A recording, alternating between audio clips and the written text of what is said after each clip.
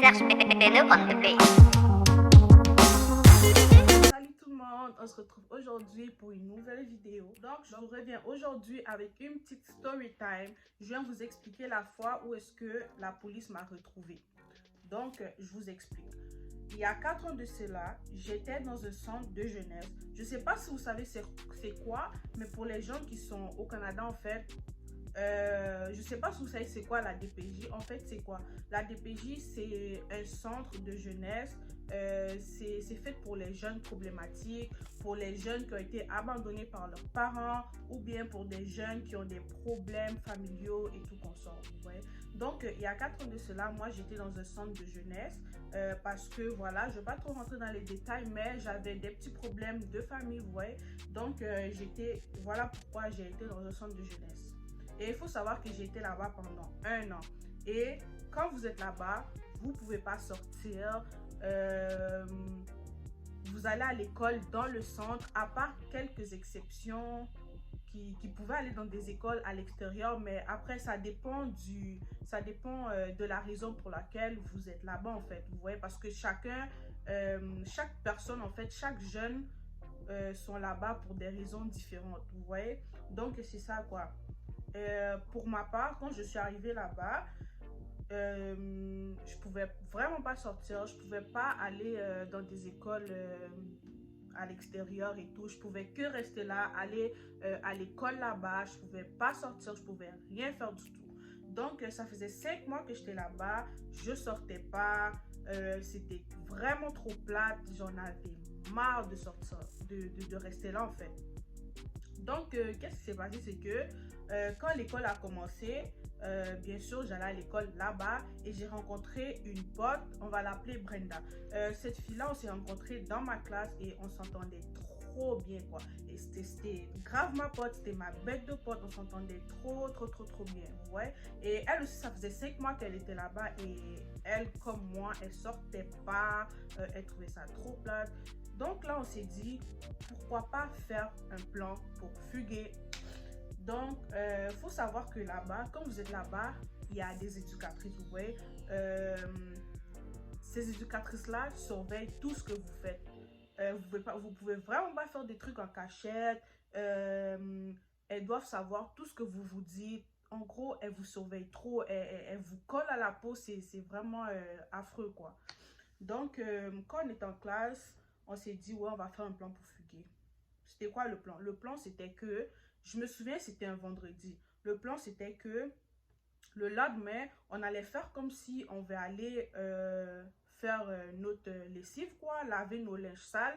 Donc, ce qu'on s'est dit, c'est que on va prendre nos bacs, en fait, où est-ce qu'on met nos linges sales, on va faire notre sac et tout. Pour ma part, j'avais fait mon sac, j'avais mis tous mes trucs personnels, genre ma brosse à dents, ma pâte à dents, un peu de vêtements, mon déo, mon parfum et tout ça, vous voyez.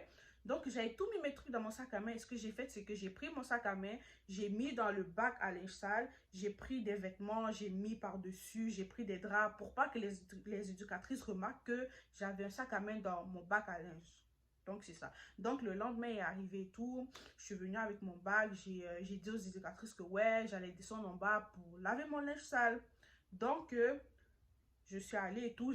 Il faut savoir que pour descendre en bas pour laver votre vêtement, en fait, quand vous arrivez pour descendre en bas, la porte de sortie est juste là en face de vous, vous voyez. Donc, quand je suis arrivée, j'ai déposé mon bac en face de la porte. J'ai déposé mon bac.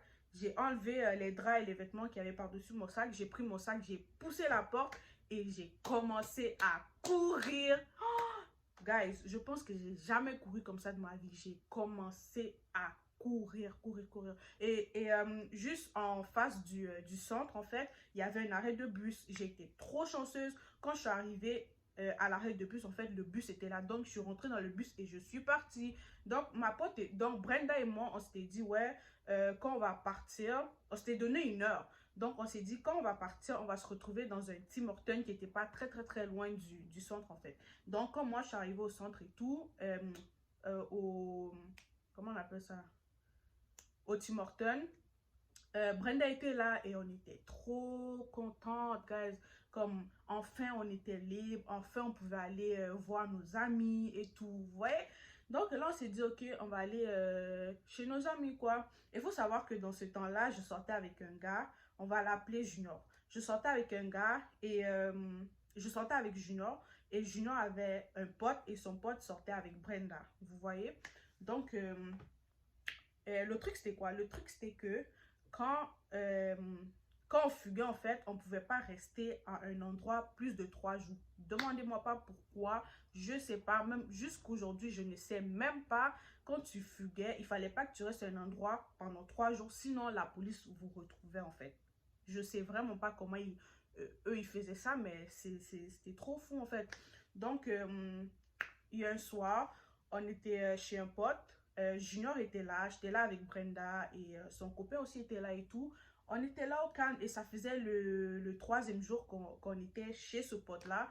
Donc, Brenda et moi, on s'est dit, ouais, on va partir chez un autre ami. Donc, vu que ça fait 3 jours que nous sommes là, il y a des fortes chances que la police nous retrouve demain ou on ne sait pas. Donc, on s'est dit, ok, ce soir-là, on va partir chez un autre de nos potes, en fait. Et avant de quitter là, Junior et moi, on s'est disputés. Ça, c'est très important. Junior et moi, on s'est disputés. Donc, Brenda et moi, on est partis chez mon autre pote. Donc, quand on est arrivé là-bas et tout, je vois Junior m'appelle.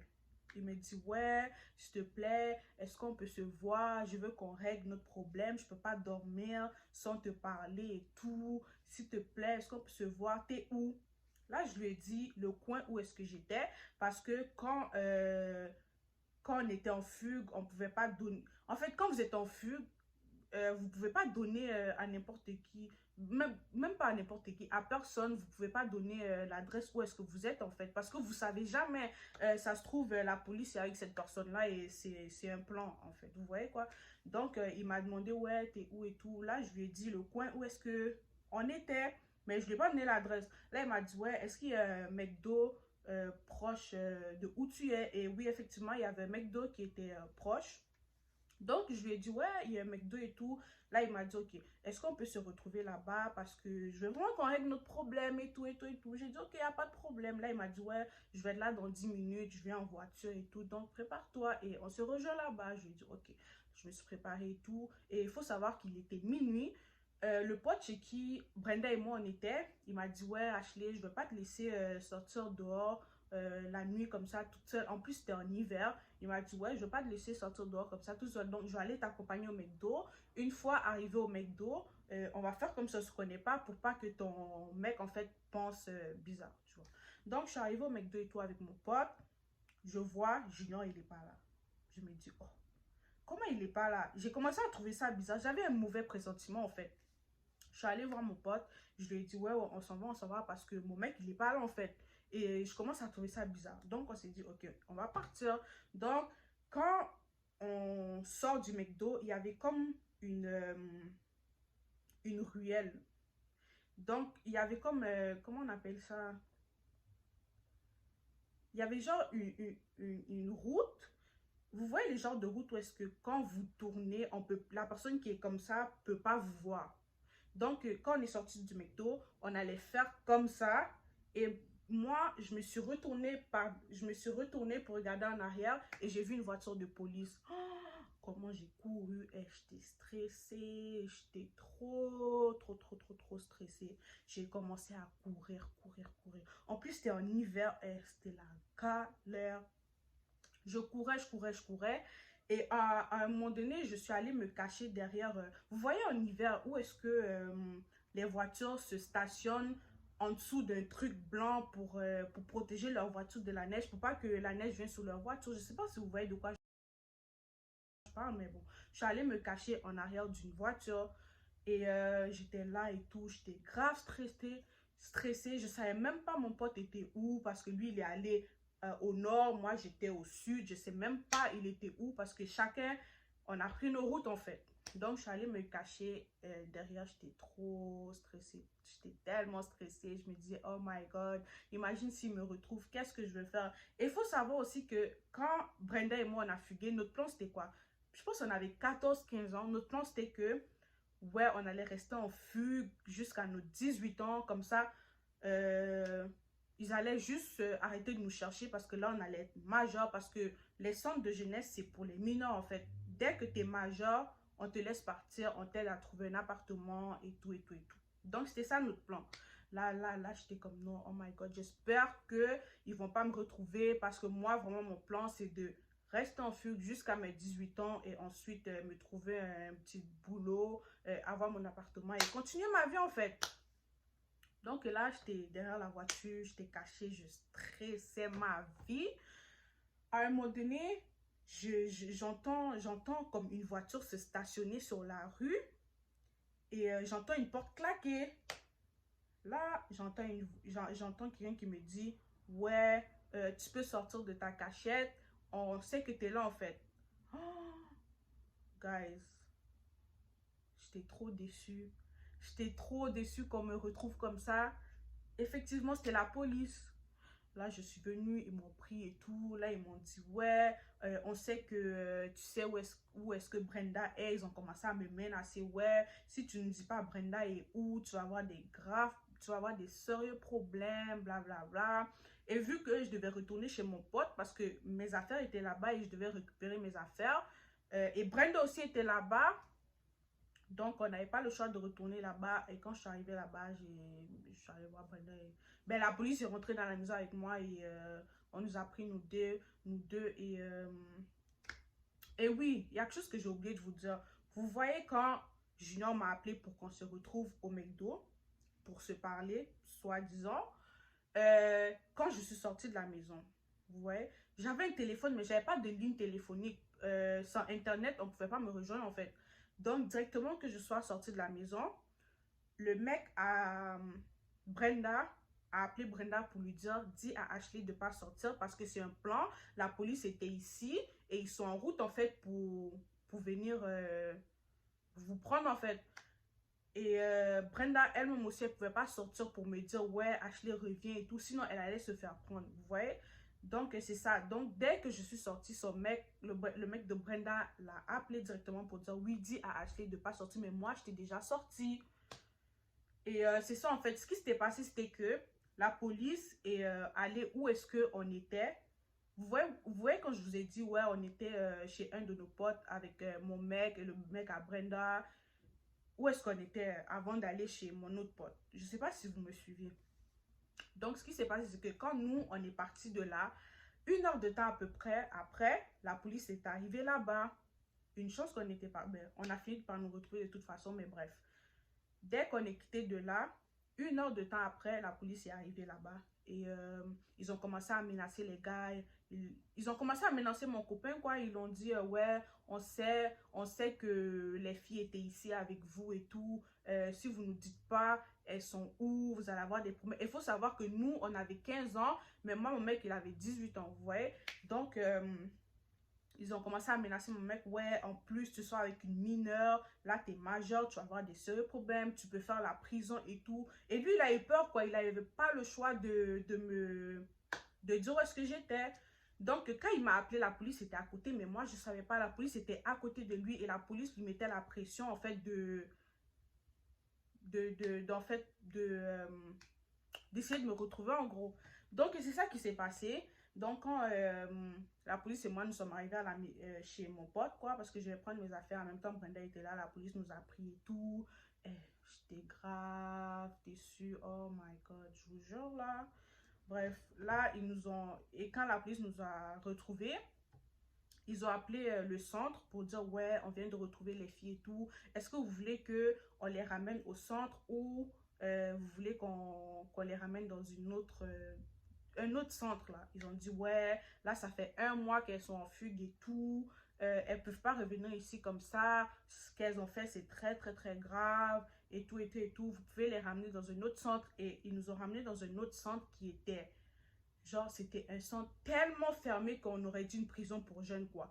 Genre, autour du centre, c'était clôturé. Il n'y avait pas moyen de fuguer. Il n'y avait pas moyen de sortir. Et quand je suis arrivée là-bas, j'ai pleuré toutes les larmes de mon corps. Je me disais, je ne vais jamais sortir d'ici. Je vais passer toute ma vie en centre. Je ne savais plus quoi faire, en fait. Et quand je suis arrivée là-bas, 3 mois, je suis sortie 3 mois après parce qu'ils ont vu que ouais, je m'étais calmée et ils avaient confiance en moi et tout. Donc, je suis retournée à mon centre où est-ce que j'étais avant.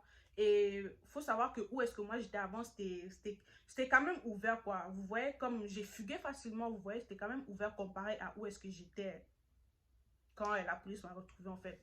Donc, après 3 mois, je suis retournée dans mon ancien centre. Bête que je suis, le lendemain, j'ai essayé de fuguer. Eh Dieu, je sais même pas qu'est-ce qui m'a pris. Je sais pas, je pensais à quoi. Je sais même pas, demandez-moi même pas, je sais pas. Bête que je suis, quand je suis arrivée dans l'autre centre, le lendemain, j'ai essayé de fuguer. J'ai fait la même technique avec mon bac de lavage, ma sacoche dans mon bac de linge sale. Je suis arrivée, j'ai poussé la porte, j'ai retiré ma sacoche du bac. J'ai commencé à courir en courant. Il y a 2 sécurités qui m'attendaient à la porte de réception en fait. J'étais comme, wesh, c'est quoi ça? Qu'est-ce qui m'arrive? Donc, qu'est-ce qui s'est passé? C'est que ils m'ont repris encore et ils sont encore allés me remettre dans l'autre centre, en fait. Fermé, la prison pour jeunes, là. Donc, je suis arrivée là-bas et c'est vraiment là que je me suis grave calmée. Après 1 mois, ils ont vu que, ouais, c'est sûr que j'avais pu refuguer. Pour de vrai. Donc, après ça, donc après 1 mois, je suis retournée dans mon autre centre et c'est ça, j'étais calme, je fuguais plus. Maintenant, ils avaient confiance en moi. Maintenant, je pouvais sortir faire les week-ends chez mes parents et tout, et tout, et tout. Et c'est comme ça que je suis retournée chez mes parents par après, quelques temps après, comme peut-être 4 mois après, je suis retournée revivre chez mes parents et tout allait bien en fait. Guys, pour la morale de l'histoire, c'est pas bon de fuguer parce que ça ne va rien vous rapporter de bon. Regardez, j'ai fugué pendant 1 mois. Ça m'a juste fait passer plus de temps en centre.